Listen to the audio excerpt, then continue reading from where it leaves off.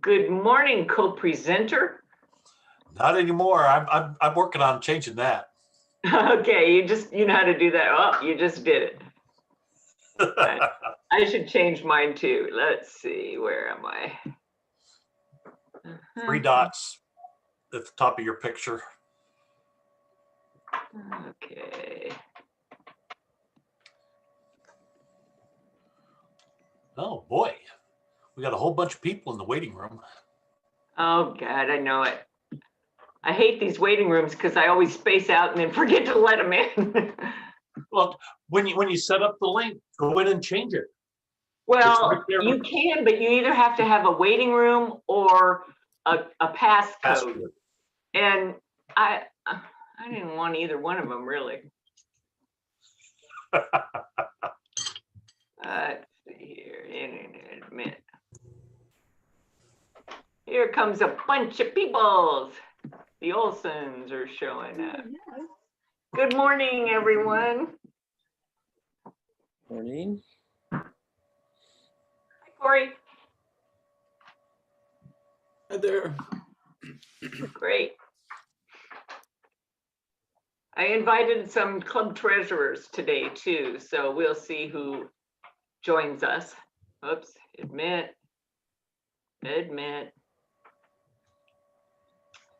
Mark Miranda's coming from Newport.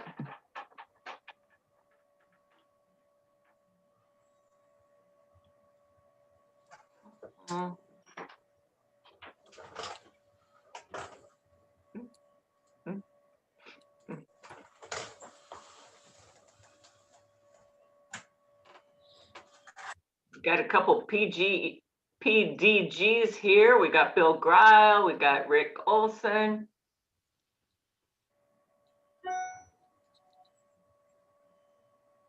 Let's see.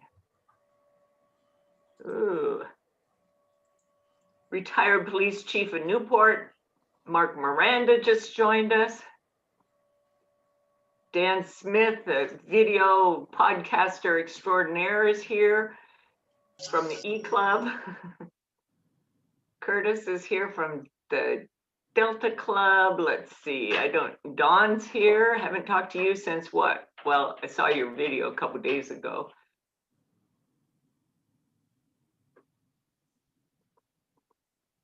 Jim Polk just blitzed out on me. Mimi's here again. Nice to see you. Waiting room. Okay. Larry Hildren. You guys can chat among yourselves if you want, you know.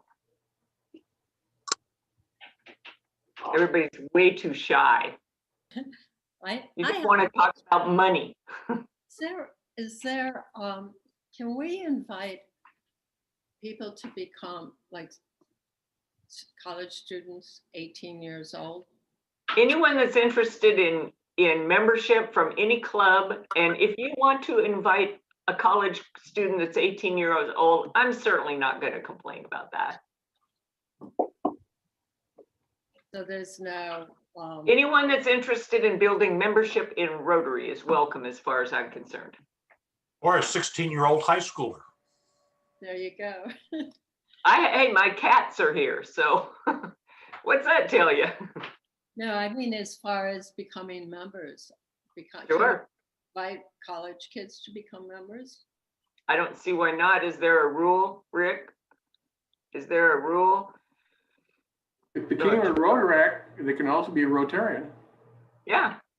There you go. Thank you. I think it's more just how you make them feel comfortable. Yeah. You bring in, as we find at our club, you know, we have a big club, but even when our Rotaractors would show up, it's a matter of being able to get them to engage and not the lone outsider. But that's true of a lot of people we invite to Rotary that are guests. Yeah. Good point. And I Next. thought I might start with some of our members, college kids, that might, because they're so familiar with it already. And next week, we're going to, or next month, sorry, we're going to be talking about virtual recruiting. So Well- I want you to start to think about that, because recruiting doesn't have to be a person that walks into your club anymore. In this day and age, you could recruit someone from Timbuktu. So, That's what I'm working on. And Steve Lingenbrink is going to be talking about that with us. And his co-facilitator is Julie Aubrey. If you remembered her, she talked about engaging socials. And she's from Rotary International back in Illinois. So that'll be fun. Let's see, I got to make sure I'm not holding anybody up in the waiting room. But Corey, I've got we a- look forward to hearing you again. Well, thank you. I've got your waiting room watch on. you've got what? I'll watch the waiting room. You can run your meeting. Oh, thank you, Jim.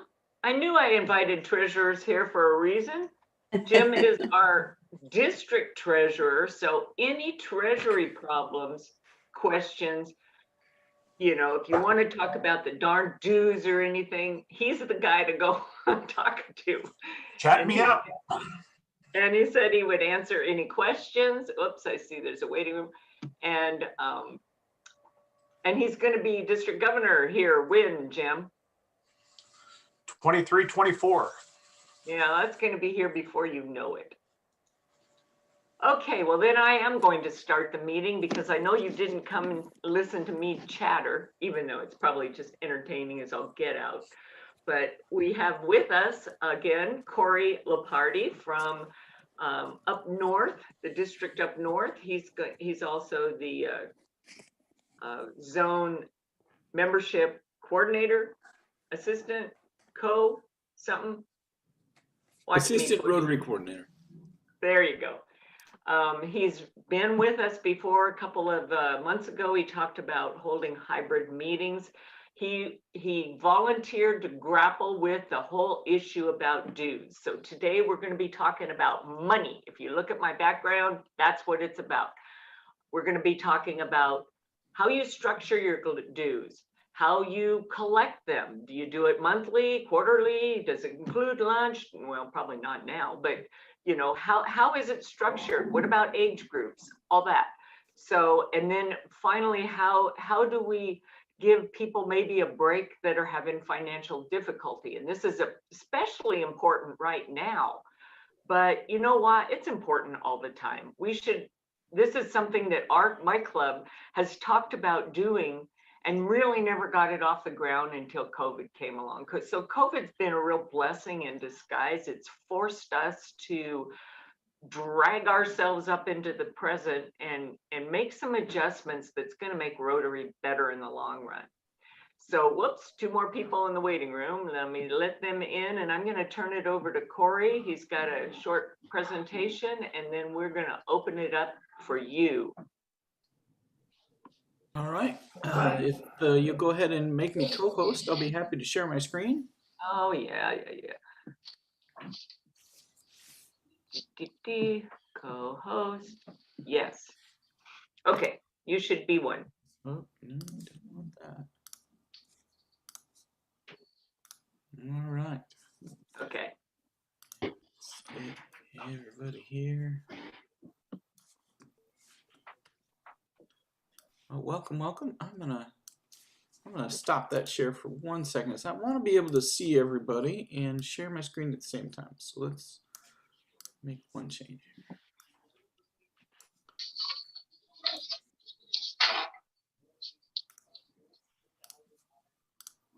Okay. Better mute myself. We are going to talk about Rotary Club dues today. That is the topic that everybody wanted to hear from last month, and I'm happy to come speak today. Again, my name is Corey Lopardi. I'm the Assistant Rotary Coordinator for Zone 27.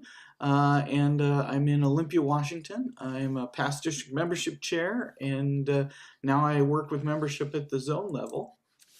What we're going to cover today, at least in my presentation portion, is how are dues often structured, tiered, and the frequency of payments that some clubs deal with in regards to membership. How are clubs collecting those payments, and how are clubs assisting their members with financial aid or financial need, and we'll do a little Q&A. So due structures and payment frequency. You know, in 2016, the Rotary Council on Legislation gave clubs the freedom to create their membership types and dues structures that they wanted to do. And a lot of clubs had been doing some testing on that 4 or 5 years back. But Rotary only really recognizes two types of members. They recognize dues-paying active members, and they recognize honorary members. So clubs can create memberships and dues structures, but they must fall into one of those two membership categories. And those honorary members, just to point out now, cannot serve on board positions and do not have a vote at the club. So that is one of the stipulations of an honorary member when you're looking at dues structures and how to structure your dues. So let's look at some examples of membership types and the dues structures involving around them. We have introductory membership, corporate membership, family membership, young professionals, and then there's some other unique types. Really, a lot of clubs call them a lot of different things, but most of them fall into one of these 5 categories. So introductory membership, some clubs use these basically to create a trial period for members to try out Rotary and see whether it works for them or not. Members typically pay a reduced annual fee, anywhere from 2/3 to a half of whatever the club's normal dues cost is. Usually that runs out in a year. Some do 6 months, some do a year, but there's a definite amount of trial time that's set up, and it's usually less than a full Rotary year, or not more than a full Rotary year, is guess what I'm saying. And then after that, the fee structure graduates to the full structure, whatever that club has in place. So an example, and one of the ones that Rotary plugged a number of years back, is the Central Ocean Rotary Club in Toms River, New Jersey. At their club, new members can join at the rate of $99 for the first 6 months, and then $199 for the second. And then after that first year, the membership goes to the standard rate. So you can see how they're making membership in Rotary for brand new people very affordable. They're offering it at a $99 sale price, if you will, graduated to $199 for the second half of the Rotary year. This is one of the types of ways that these introductory club memberships are structured. Corporate membership. You probably all heard about corporate memberships. Corporate membership has been, like I said, around for a long, long time. I know our club was one of the test beds for corporate memberships back in, I want to say all the way back to maybe 2011. I think there's a, yes, as far as the question, the slides will be sent out. I'll send those to Christine and she'll be able to get them out to everybody. So the corporate membership gives the benefit to the corporation to allow more than one member to attend. Originally it was around attendance, but because in 2016 the Council on Legislation kind of did away with attendance, it really now becomes a way for clubs to bring in more corporate members, create strategic partnerships with corporations, and to find ways to give a corporation that's willing to send maybe 3 to 5 members of its corporation to your club a way to save a little money at the same time. So I've got 2 examples up there. One is where basically you have one dues paying member And then you have often 1 to 3 non-dues paying members. So these members technically are honorary members. They would fall into that category. But it does allow the company to send their members and to not feel like the same person has to be away all the time. A lot of times banks will do this if they've got one bank branch manager, but maybe a few assistants at that bank, and therefore the bank can be at every meeting, but they only pay the one fee. That being said, that means that the other assistant managers, the other members, if you will, don't have voting rights and can't serve on board. So the other model allows for everybody, and again, usually it's in the 3 to 5 members, where the first member pays the full dues and then everybody pays a reduced rate after that. So the question I see pop up is, does district and RI dues be included in the reduced introductory period? So the club still has to pay the district and RI dues, whatever they are, and every district is different. That includes Rotary International dues, paying for the district magazine, and paying those district dues. Some clubs build that into whatever their base rate is. I know $99 would not cover the district and RI dues. But if you look at what they're looking at, technically it's $300 because it's $99 for the first 6 months and then $199 for the second 6 months. That $300 more than covers RI and district dues for just about any club, and it's actually more in dues than our club pays total without any reduction. So when you're looking at that, it's really up to the club, and I can talk more about that later. But what I do have is an example here of a corporate membership.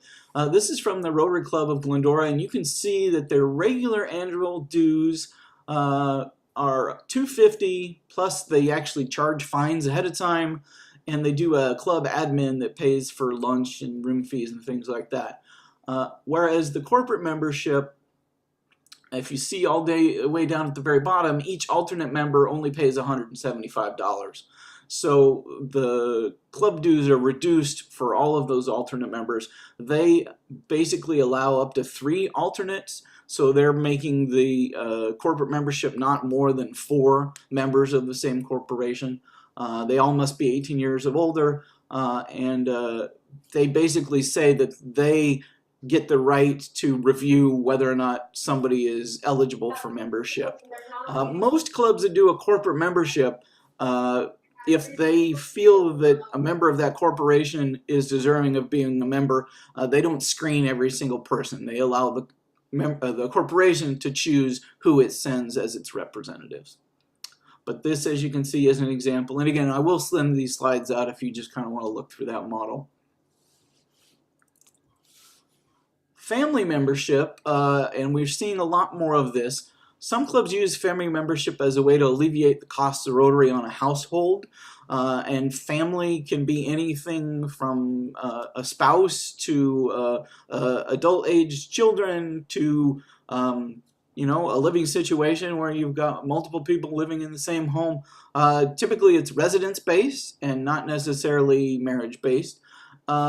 Primary member tends to pay the full dues, and then there's either a discount either by a reducing fee, or sometimes it's alternating the meal costs. So if both members or all 3 members of the family show up to a meeting, then they pay the additional 1 or 2 meals, but otherwise those meals bounce back and forth. So anybody can attend. Spouses don't have to worry about losing out on those lunch dollars if meal costs are covered in club's dues. Here again, go back. Here again is the same Rotary Club of Glendora, and their family membership, as you can see, is pretty much the same as their corporate membership, except they limit it to 2 family members. So they decided that they didn't want to have the discount go to too many people. So you really have to look at that, because in some cases, maybe 2 family members is smart, and in others you might be looking at a fact that you've already got a Rotaractor who's wanting to be a Rotarian, and maybe she's talked her parents into joining the club as well. Well, why would both of those parents join the club if if they couldn't take advantage of the discount? So something to think about when you're looking to put together a family membership is, what does a family look like in your community, and how many people does that really relate to? Young professionals membership. Now, some clubs use the young professional membership as a way to alleviate the costs of a road actor or maybe a young professional. They almost always pay about half the rate, and typically the cutoff is 35 or 40.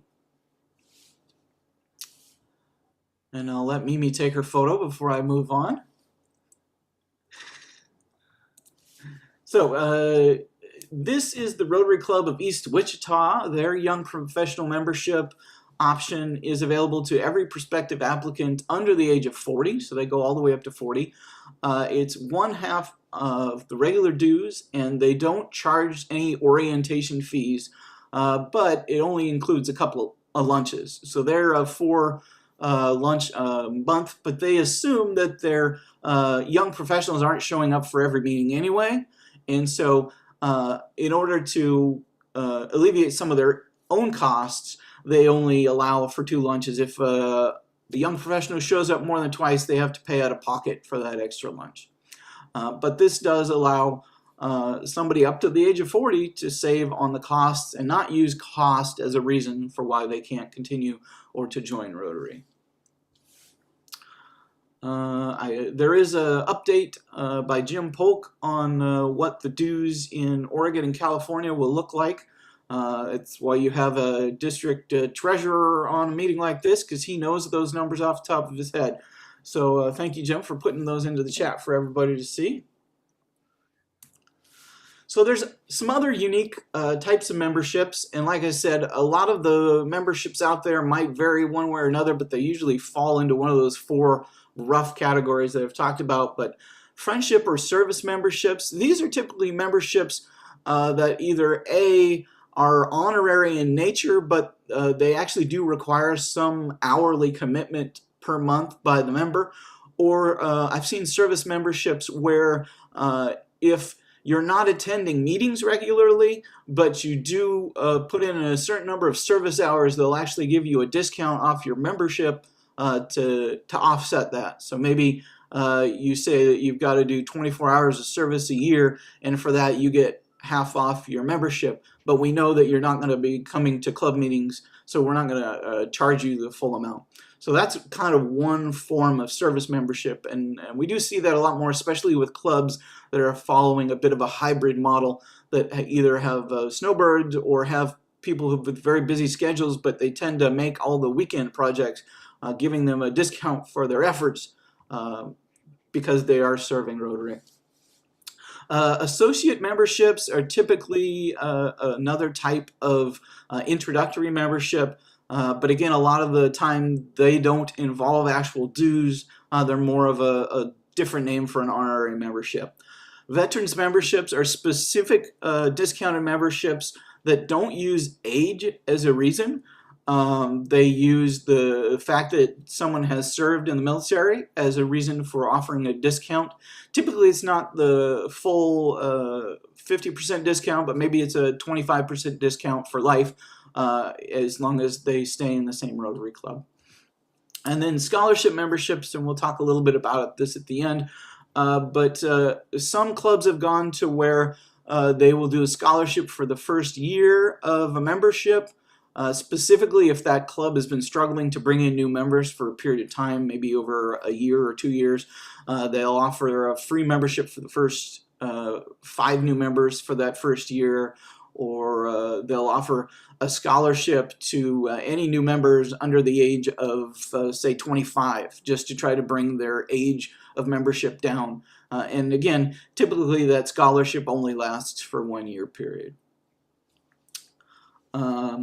What if a friendship member is already a member in another club? Is there a charge? So typically someone who's already a member in another club and they want to be a member of your club as well, the only way they can do that is be designated as an honorary member. They cannot be a full dues paid or a voting member of any 2 clubs. So whichever club they pay the dues in, that's the club that they belong to, and every other club they want to be a part of is an honorary member. A lot of times past district governors, and we have one in our district, find ways to be honorary members in a lot of different clubs because either they've had a part in starting those clubs, or during their district governor year they shook a lot of hands and made a lot of friends, and so every club is their home club even though they only pay to be in one. So we always want to be clear with our dues, and that's one of the things I wanted to emphasize here early on. This is a club up in Canada. This is on their website. Be clear about what your dues cover, how much it costs, and why you're charging the reasons that you're charged. Whatever style of dues and memberships that you choose to offer as a club, being clear is one of the better ways to either to gain new Rotarians, but also to retain them. When people start questioning where their money is going to, they often start deciding that they don't want to spend it there anymore. So if you're clear up front about what that dues cover and why, it's a real low entry to barrier. And as you can see here, they make it easy to see. The cost of joining Rotary is less than a coffee a day. They have a regular membership at $40 a month, and then they have a couple of different age-based memberships, one for younger and one for older. And as you can see, the younger professionals still get a slight discount over the over 65. So, frequency of dues payments. Typically, we see all four styles of frequency. We see annual dues, we see semi-annual dues, we see quarterly dues, and as you saw in the last example, we see monthly dues.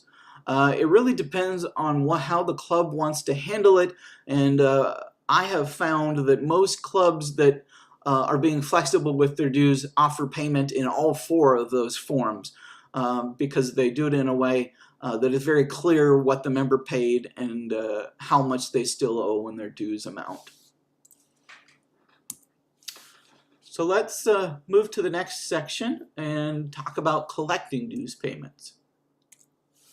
Your district did a series of surveys with your treasurers, and my understanding is about 25 of them responded, and in that it looks like over 70% of them said that they do accept online funds, which is great to see. And if so, how long have you been receiving the money? And it looks like the majority of them, 40%, said they'd been doing it since before 2018, which now is almost 3 years. And then another third started in 2019 and in 2020. And about 8 of them skipped because they probably didn't know whether they'd been online processing for very long or not.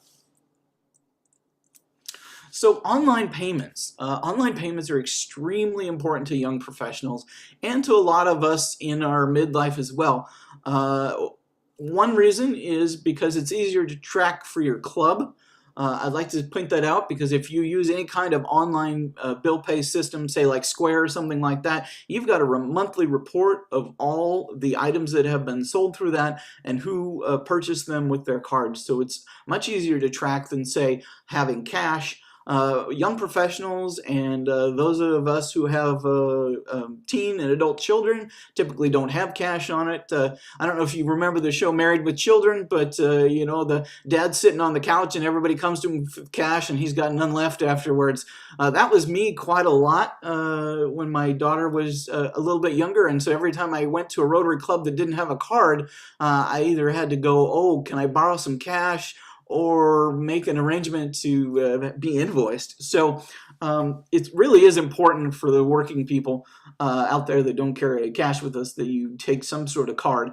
It also allows for better functioning for hybrid meetings.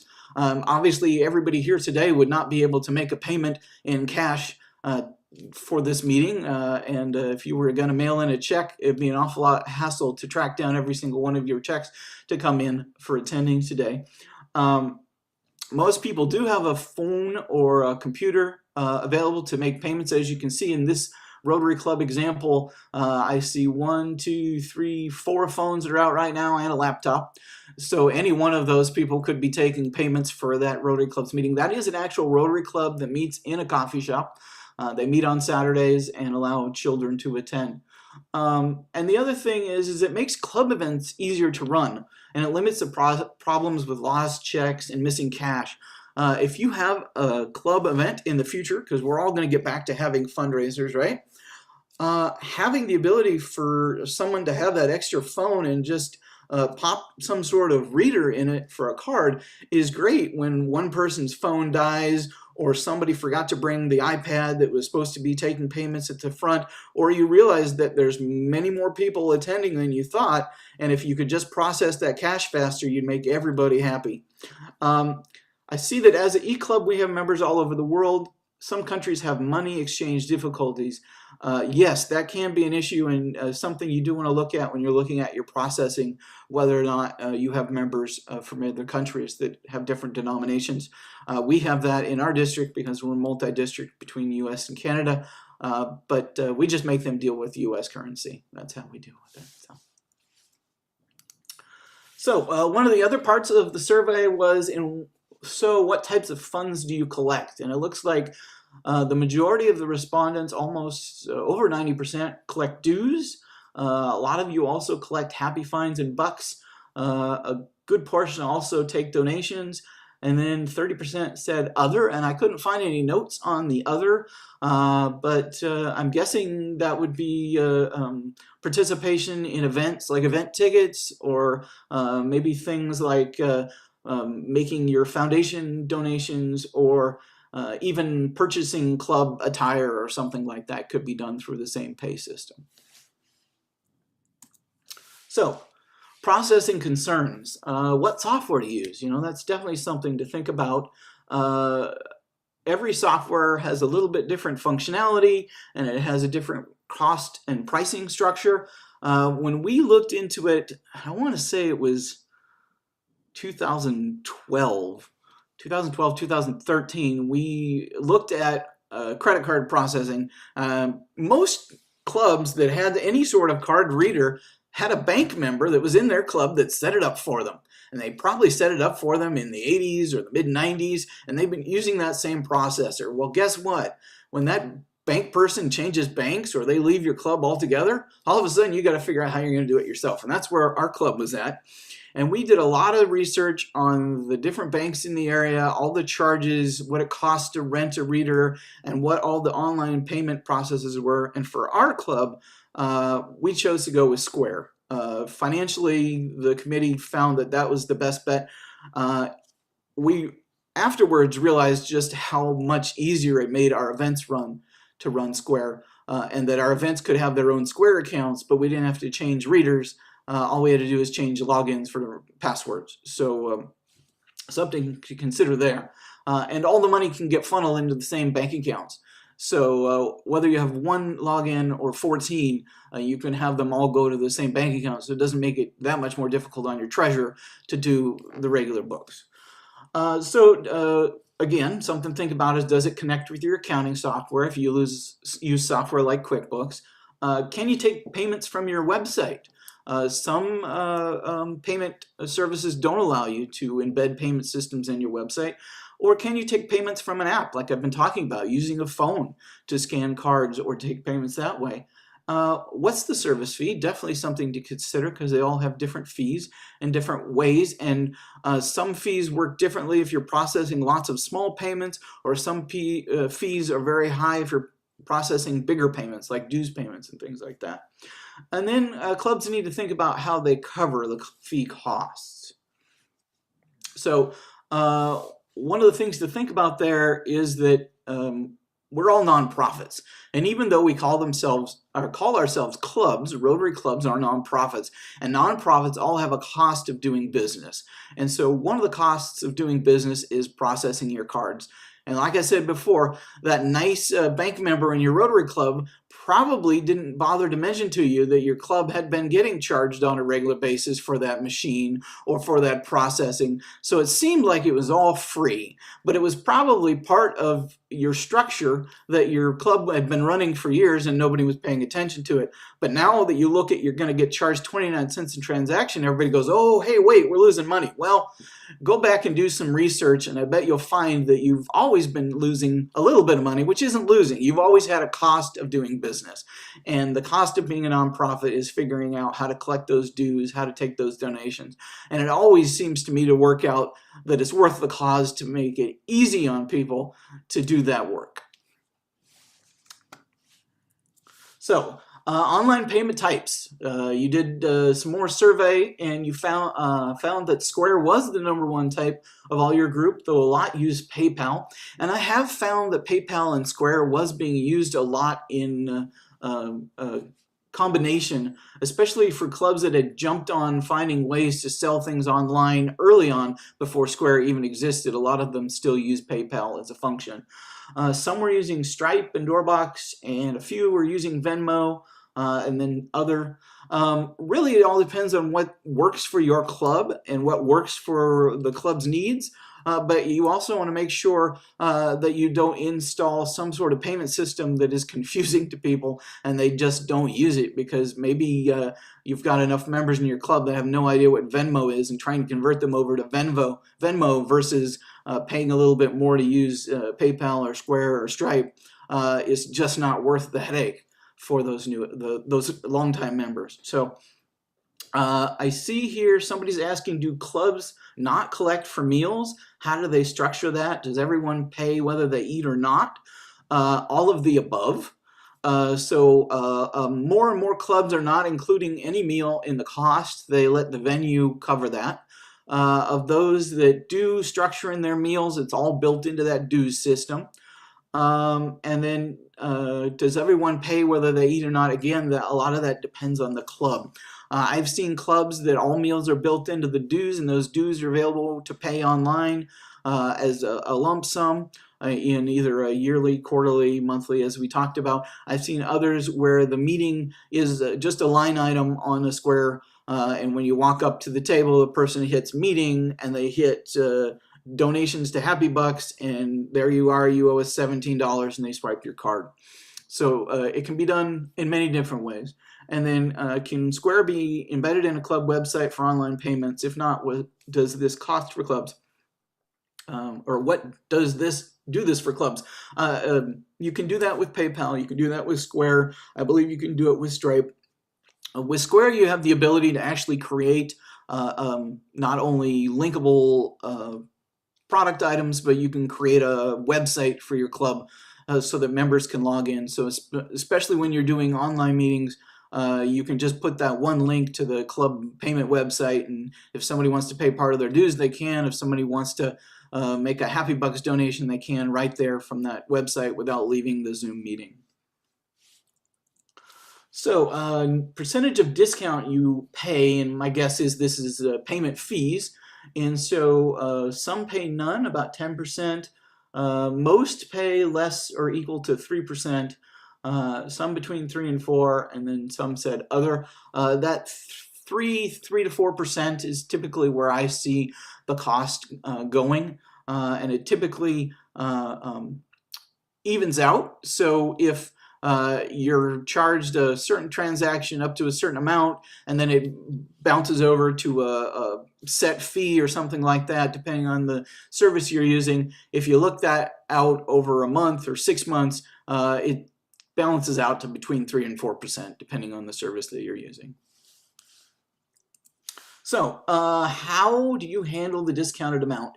The majority of clubs, almost 70% surveyed from your group, said they absorb it. Some increase the amount, and other, I don't know what that other was. I have found both. I have found that some clubs increase the amount and others absorb it. Most clubs are already charging some sort of administrative fee if they're charging a full yearly dues. And so absorbing that 3% or 4% into the transaction typically comes out of that fee that they're already charging, especially now when we're mostly meeting online. A lot of those clubs aren't expending the expenses that those original fees were meant for, and so making it easier to process payments online, you've got funds that are just sitting there to do that. And it makes people an awful lot happier when you say the meeting is $15, and when you pay that $15, it doesn't come out to $15 plus tax plus admin fees, because those tax and admin fees kind of turn people off. But you really can do it either way. I wanted to show this example. Online payment is convenient. It's simple to set up pages. And we had that question, and here's an example of one club's, they're a 100-year-old club, so even old clubs do online payments, not just the new whippersnappers. And they do a multi-level of dues, if you see. They also have corporate and honorary members. They actually charge their honorary members, and if you notice, they do charge the additional fees. So that $25 becomes $26.06 if you pay online. You can keep your items separate for each event or regular meeting. You can get clear reports of what you're paying for. Like I said before, you always have a backup device when you're taking payments through one of these online services. And it's way easier during COVID times right now to take digital payments versus trying to track down cash and checks. And I even found one of your clubs in your district, the Rotary Club of Eugene. If you look at the little red circle up there, they give the ability to pay dues online. So I was encouraged to see that. I didn't go through every single one of the clubs, but when I put in online membership dues, this image from their club actually popped up. So it was nice to see that one of the clubs in District 5110 is known for paying their dues online. So financial assistance for members. It's the last topic that I was asked to cover. Let's talk a little bit about it. I've seen two different styles. First is this idea that you waive the first year to minimize the entry-level costs. So in this example, they don't assess club dues during the first year, which saves about $89. All they do is charge the meal purchases because this club has meal purchases. This is the Waukesha Sunrise Rotary Club's example. Then in the second year, they start adding that extra $89 a year. The other I've seen is scholarships for members. I don't have any examples because most clubs are being very hush about this, largely because they want it to be a discreet application process. They don't want Rotarians to feel bad or for everyone to know that someone is on scholarship for the membership. But in smaller clubs, these scholarships have been funded by senior members through personal donations. In larger clubs, they just take part of that operating cash that they probably had sitting around for a while and find ways to retain members. In a lot of areas, people are still struggling with COVID-19. They've been hit hard. Their businesses are partially shut down or completely shut down. They've lost their job. Our unemployment levels are still extremely high across the country. So many of our members want to serve, and we shouldn't have financial hardships be a reason why they can't continue to be Rotary members. So now I am open for questions. Wow, is anybody else's head about ready to explode? Mine is. Corey, if you want to turn off your screen share, I'll stop the sharing. last slide, then we can all see each other a little bit better. Thank you. Absolutely. Looks like Thomas Bennett has his hand up. And you can call me Tom. Okay. Thank you. Corey, have you any knowledge of a situation where under the corporate or even the family membership, there are, say, a couple of honorary or something akin to an honorary members, but the honorary member wants to participate in activities. And if those activities are covered by Rotary insurance, do we have any sort of a complication there that you're aware of? Well, here's the deal with activities for Rotary insurance. If you put on a fundraiser, Rotary's insurance is a liability insurance, and it technically only covers your attendees. It does not cover your club members. So whether they're paying club members or honorary club members, they are not covered under Rotary's insurance if something happens to them at a Rotary event. So for clubs that are concerned about members and honorary members and how they're insured for things like that, either you're going to have an issue under the venue, or a lot of clubs take on additional insurance, especially Canadian clubs, because they just want to be protected in-house. So Thank you. yeah. Mimi has her hand up. Yes, Mimi. Thank you. So I heard you mention about the administration fee. Is that a one-time fee typically, or is that added on an annual basis? So typically clubs charge a one-time admin fee, and they explain that as a cost to set up all of the information in your club runner or your DACDB, as well as the cost of pins and paperwork and all the things that a new member gets.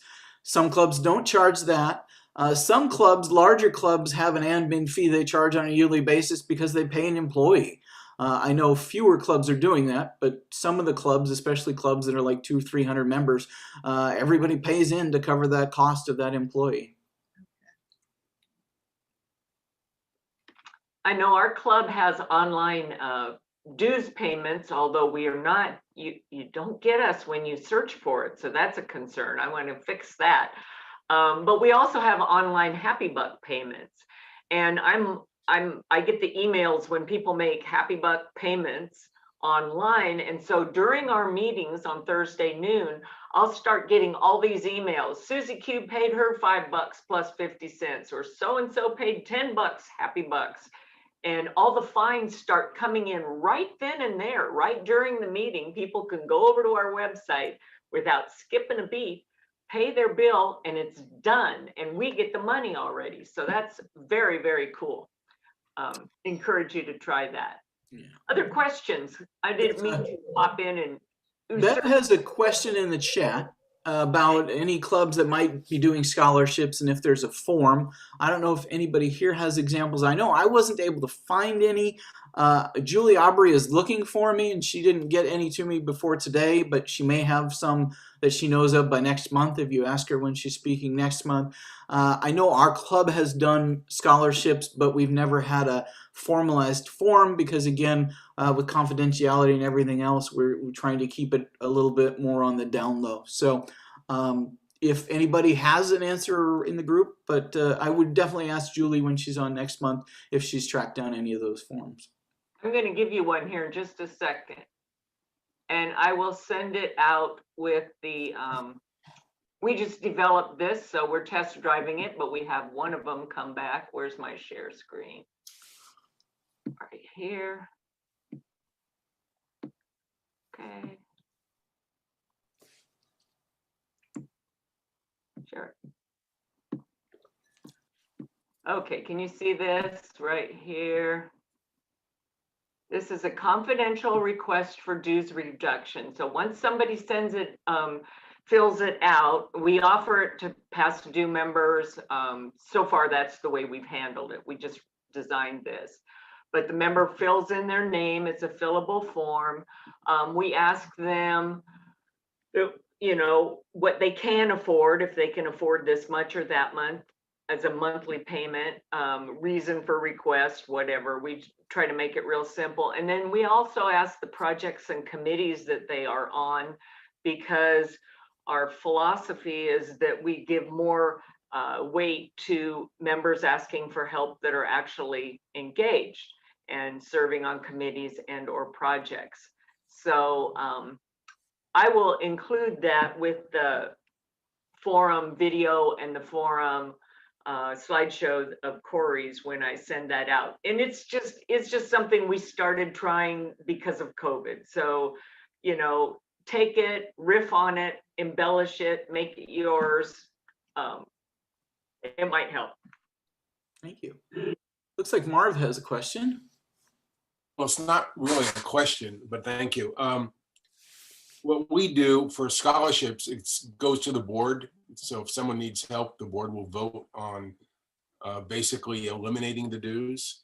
Our civic membership, which the club pays 100% as well, that also goes in the board. Nothing is kind of written down. We don't want to embarrass anybody.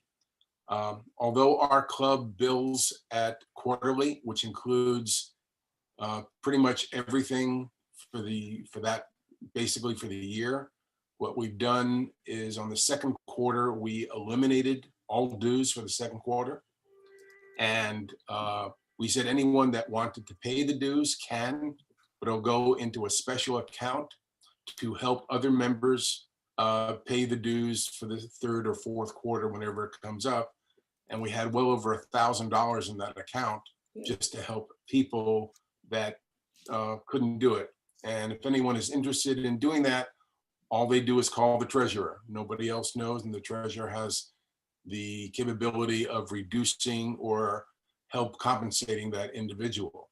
For the third quarter, we paid the entire full dues of $175. And we indicated that, yes, we're not, and this includes lunches, by the way. We indicated that if there were no lunches or gatherings for the third quarter, things would be credited back to them on the statement for the fourth quarter. Our fourth quarter dues and also our first quarter of this year dues went down to $65 for the quarter itself. Our $1,000 plus fund is down to about $500 right now. So people know that they can ask for help, and seems to work out pretty good for us. But that money pays for everything other than additional donations to the Rotary Foundation. So it pays for our administration, it pays for fees from Square, it pays for our year-end party, our Christmas party, which is all catered. So there are no dues. Our happy hours that we have 4 a year, where we go to a local pub for pizza and a liquid, whatever they want. Club picks all that up, and there's no additional charges, and they can bring guests and family members and kids and stuff like that. So it seems to work for our club doing it that way. Thank you. Other questions, comments, answers? Sorry, if you have one, just say something, because I can't flip through the screens fast enough. Well, I'd just like to say as governor that I'm so excited to see 22 presidents, president-elects, club members, administrators, assistant governors here today trying to make your clubs work better for these times. Yesterday, we got the opportunity to talk with RI President Holger Knack, with Vice President Jarita, and he reiterated that, you know, at International Assembly, I said to you, this is a quote, I said to you that we need to change to be relevant. And sometimes, he quoted Paul Harris, we need to be revolutionary. So anyway, Christine and Corey, thank you so much for this great presentation. I've gotten some nuggets out of this, and I'm sure everybody else has too. So thank you so much for everybody attending and thinking about change to benefit and support our clubs. Thanks. Cindy, we've got a great, Cindy joined us late because she had trouble getting booted in or logged in or however, you know, techie stuff. But it's really nice to see you here, Cindy.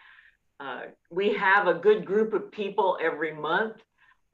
Usually the program's shorter, but I gave Corey this list of things that, oh, we're just going to talk about dues. It's a 3-letter word. How tough can it be? But we all that are struggling with it in our clubs know how tough it can be. How do you structure them, and how do you collect them? And what about this online stuff? And then our members are suffering. These are things that have been necessary all along, and COVID's just sort of kicked us in a place where we need to move on it. And I think in that respect, it's good. I love the introductory sale idea. Did you guys like that? I mean, that is so cool. It's just like, take it from marketing 101, you know, let's get people in. How many of you take dues monthly? Let people pay monthly? I'm not seeing a lot of hands.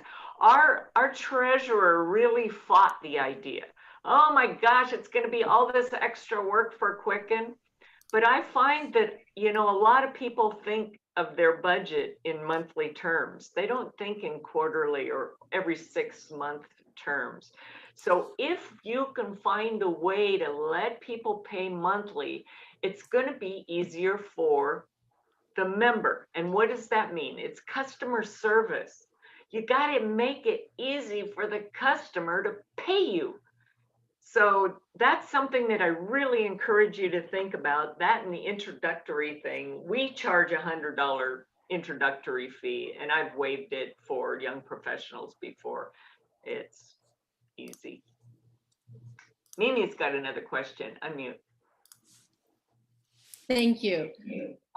My question is, in our club, we get invoiced quarterly, but since it's the same amount every quarter, I just have it automatic pay set up with my bank account.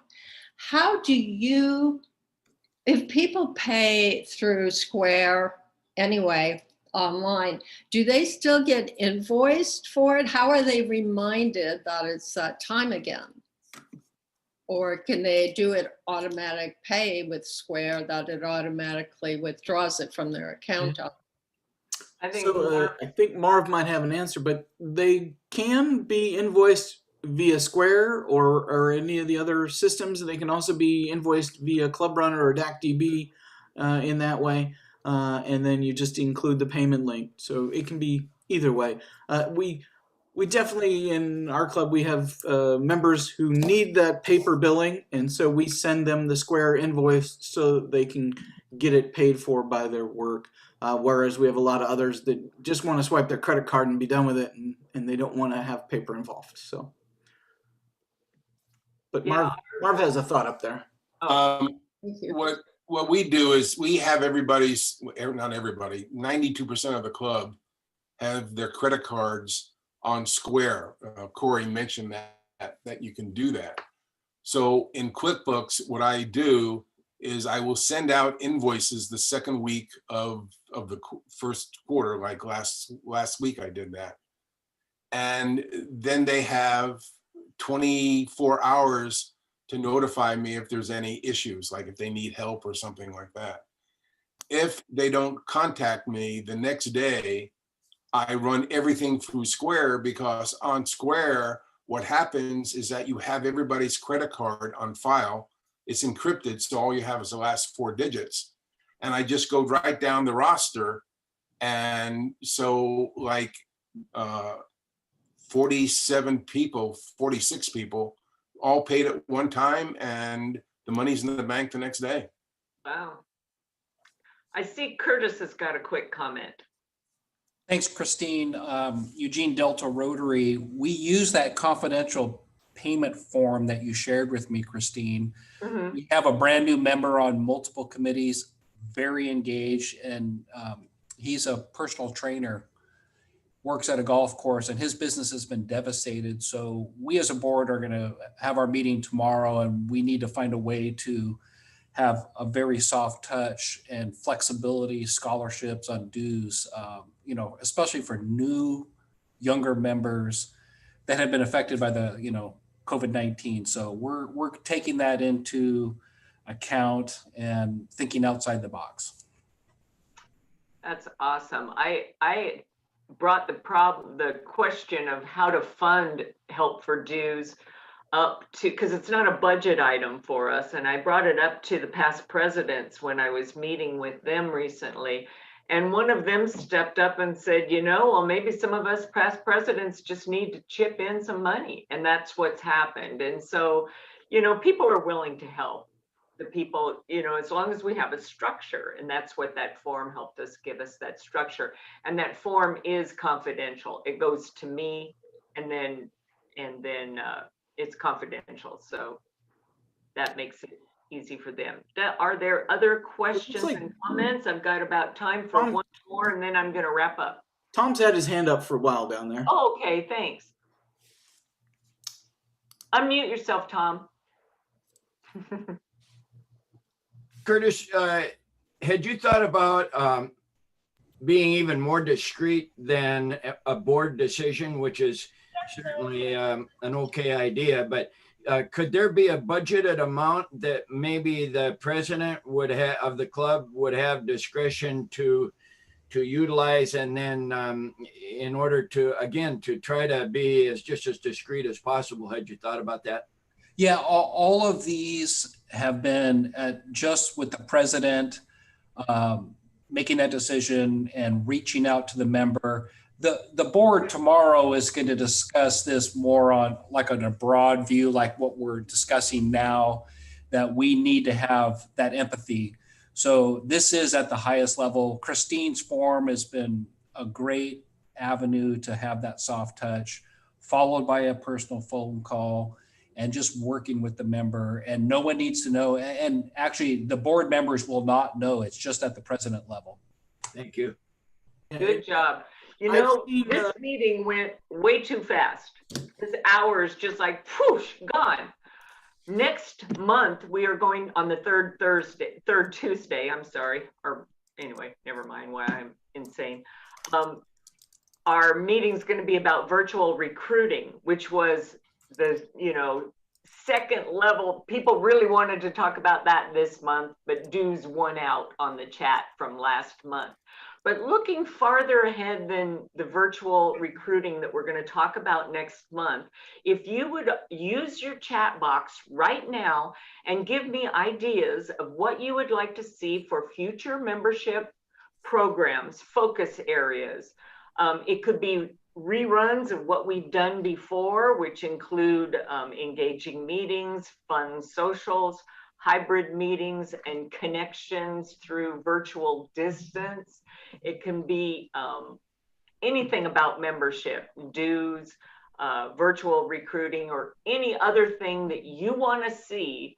Put it in the chat. I'm going to save the chat, and this will help us design future forums, because I'm not out of focus topics yet, but I need your input so that I put them in the right order of what you want to know about. Okay? So I'm waiting for the chats to come through. If you guys are all stumped, then I'll make stuff up. You know I'm not out of ideas. But Corey, I got to thank you so much. Do you have any last words of wisdom for us? Well, I did put one thing in the chat. I have seen some clubs that have benefactors who commit to paying dues for struggling members so that there does not have to be a board vote. So that is something to keep in mind. The other thing is that, I can't emphasize enough how important it is to make it clear to the members why they're being charged, what they're charged, and whatever dues process you come up with, that it's very clear, because members, especially younger members, but those members that are struggling, they want to see that they're getting value out of the money that they're spending. And if you don't make it clear what the value is they are getting, they'll find other places to spend that money. So. Good job. Well, we've got some good topics coming up.